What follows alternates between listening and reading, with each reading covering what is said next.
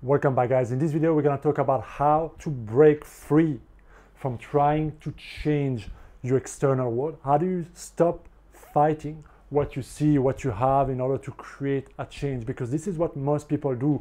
They're so focused on the external world, they try to change it, they try to manipulate it, they try to bring about the result that they want by trying to change the external world. But you have to realize that life is simply a reflection of what you hold between your own mind, between your own state of consciousness. And so you can fight the world as much as you want, and you can look at that to your life result, right? If you've been obsessed here about changing some people or changing the world or changing the facts without first changing what goes on in your mind, you only lead to perpetuating the situation. And it seems like you get stuck even deeper into it because what you resist persists. So as long as you don't change what goes on in your thoughts, in your feeling, in your subconscious mind, you will keep on repeating that vicious cycle. You will keep on experiencing, creating, manifesting, attracting the same type of people, situation, and the same pattern will go on, leading you to only want to fight and change certain things even more. So this is a broken way to try to make your life better. It only exhausts you and it doesn't bring you what you want. So you gotta realize that your creative power lies between yourself, and this is where the work happens first. Because as long as you let the external world, the money, the social media, the job, the people, the houses, all those things outside of you, as long as you let that control the way you think, the way you feel, the action, decisions that you make, it's going to lead to create the same result. And the same result will only consolidate your subconscious filters, meaning those thoughts, those beliefs, those perceptions that you have deep in your subconscious mind that shape your reality. Because let's break it down here so you really understand what's happening. You see, you receive information from the outside world, from the five senses, right? But that information first is filtered by the content of your mind. What is the content? What is the filter? What am I talking about? All the thoughts, the belief, the knowledge, the past experiences that you have is all in your subconscious mind. So those filters simply make sense of what it sees outside of you, right? Based on the programming that you have, based on how you see yourself, based on your belief system, based on all that data. And based on that subconscious filter, it is going to create a mental picture. It's going to create a thought, a meaning, a label, a way to perceive that situation. Because you don't see things as they are, void of any meaning. But you see them based on who you are, what you know them to be, and your current particular situation. So you see your bank account here. And because of all the belief, all the experiences that you have around money and finances and so on, you create a specific thought that is attached to your current situation, which makes you feel a certain way.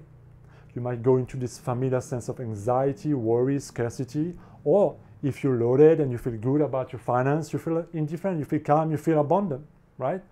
That's why everybody experiences reality differently, right? You could say there's inflation here, but not everybody experiences inflation the same way. And there's not a good or bad or right or wrong way to experience it. The only question is it working for you? Is it giving you the result that you want? And this is where you have to take responsibility, because as long as you're fighting the world, the people, the system, the government, whoever you blame for what you're experiencing in your result or at your emotional state, the suffering that a lot of people experience these days, as long as the blame is external, you will never own for what is happening between you that's perpetuating this in your external world. The only way to bring about change is to own up that the savior is not here. The savior is in your own heart, is in your own mind, is you. So how do we go about creating that change that I talk about? The first thing is to realize that what I see in the external world, my result, I have caused them on some level. I might not be aware consciously or exactly how I shaped them or contributed to a certain degree to shape certain things in my life. But the moment I take responsibility, now I can start looking between myself at the belief system, the perceptions, the values, the memories, the emotional baggage that I have, all those past conditioning, my own relationship with myself. What is my sense of worthiness? How much do I actually believe that I deserve those things I want? How much guilt and how much shame and how much fear do I also consciously buried? So all those filters is where the work really is, because you live what you believe. As long as those deep core belief systems are still there, still affecting your perception, affecting the way you feel, leading to the same decisions, doing the same old things, expecting something to change, you will continue to create the same old experience in your life. So to bring about a positive change in your life is to realize that, okay, I can no longer blame this. So I gotta stop giving all my attention, all my focus, all my energy on certain things here, right? I gotta stop giving all my energy on all those things I no longer wanna experience, because I have to realize that what I focus on expands. The more I focus on those things, the more it consolidates my subconscious mind, the more it creates similar thoughts, the more it creates the same similar state, and the more it inevitably leads to more of the same thing. So I gotta start focusing here on what are the new thoughts, what are the new feelings, and what are the new subconscious belief and filters that I need to create. Because the moment I start to focus between my own inner world, now I got power. Now I withdraw my energy from those things outside of me, so they no longer control me, right? I stop blaming them, I take responsibility, I stop playing the victim card, and I look at those thoughts, those beliefs, those perceptions, my own relationship with myself, how I see myself, how I talk to myself, and I make the change there. I no longer let all those negative thoughts and limiting thoughts and feeling of anger and bitterness and resentment and judgment go unnoticed, but I start to change them actively. I give my attention, I give my effort to changing those thoughts, and I start looking outside of myself for evidence that supports that. And this is something that's very, very important, because everything that is wrong with the world is always available, but everything that is right is also available. It's a matter of your subconscious belief, but also what you focus on. So one of the ways you can use the external world to change, to reinforce that thing, is to start looking at things, one, that you can appreciate, right? Because appreciation is an antidote for fear. Appreciation creates new pattern in your mind of thinking, believing. It creates a new perception of yourself and the world. So gratitude alone can really reformat, erase a lot of that data. But the moment you start to focus on things you can appreciate, it starts to grow. You start to see it more in many different forms. So this is one way of using the power of attention to consolidate new thoughts, new feeling of appreciation, to lead to new decision, new action, and slowly new result. But if you want to go even further, you gotta start noticing that if I want to create the result that I want, I need to start thinking in a new way. So if I want to change my relationship with people, I cannot remain bitter and judgmental and holding back and having all those feelings and projecting those things on people from my past, right? I gotta notice that, okay, if I want to change my relationships with people or attract certain people into my life, I'm gonna need to start becoming the person that allows this to happen in my result, meaning the way I think, feel, act must shift. And so this is where you have to re-engineer yourself by thinking greater, by teaching yourself, how would I feel if I already have the things that I want in my life? Because you cannot wait for those things or those people to appear in your external world before you start feeling and thinking and being that person. Otherwise, you are an effect waiting for a cause, waiting for a savior, waiting for somebody to come and rescue you. So the way to become the cause of the effect, the experiences that you have in your life, to become the cause is to embody, to be the person by creating it.